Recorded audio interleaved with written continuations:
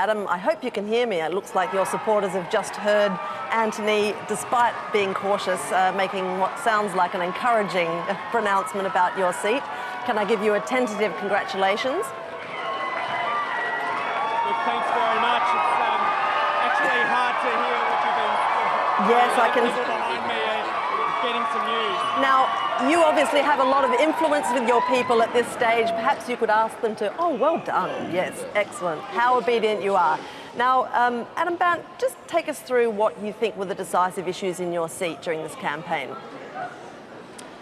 Well, we made it very clear in this campaign that elections shouldn't be a race to the bottom and a competition about who is able to beat up the most on refugees. Elections should be about offering visions for this country and how we are going to make this country better in the 21st century, and it seems that people have responded.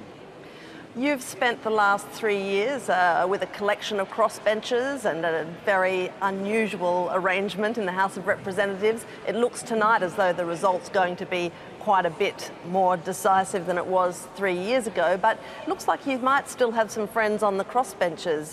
Early figures look like Clive Palmer still a chance in Fairfax, so that's somebody to have lunch with in the cafeteria. Well, I'm sure we'll get on fine. The last time I got elected, the first thing they did was sit me next to Bob Catter at the National Press Club. He got a steak and I got a bread roll, so I don't know what Clive Palmer's going to get. Well, it sounds like he'll be back as well as Andrew Wilkie.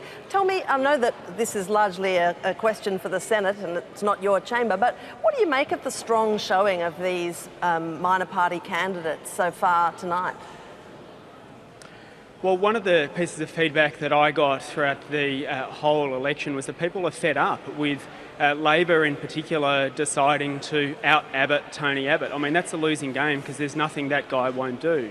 And in the midst of all of that, we went to the election with a positive platform for a clean economy and a caring society, and I think people want that kind of positive vision back in Australian politics, and perhaps that's what they're voting for around the country as well. So just over 3 years ago, Julia Gillard staged a press conference in the Prime Ministerial courtyard with Bob Brown to announce the agreement on carbon pricing.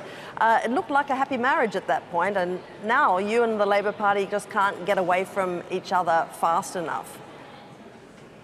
Well, and if these results that I haven't seen yet, but the people behind me have, if it turns out that that's representative of what's happening across the seat of Melbourne, it shows that people actually want more of that kind of action and want faster action on global warming because they know that is one of the biggest threats that this planet is facing. And while in the rest of the country you might have Tony Abbott running a scare campaign, here in Melbourne people know that we've got to take some action in this country.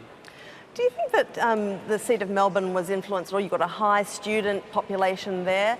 Was the issue of the cuts made to tertiary education to finance the Gonski deal relevant? It was a big issue and it was something that we campaigned on strongly. The idea that in Australia now you would slash university funding and put students into even more debt, when the only way that we will succeed in the 21st century is by investing more in education and taking the pressure off our students.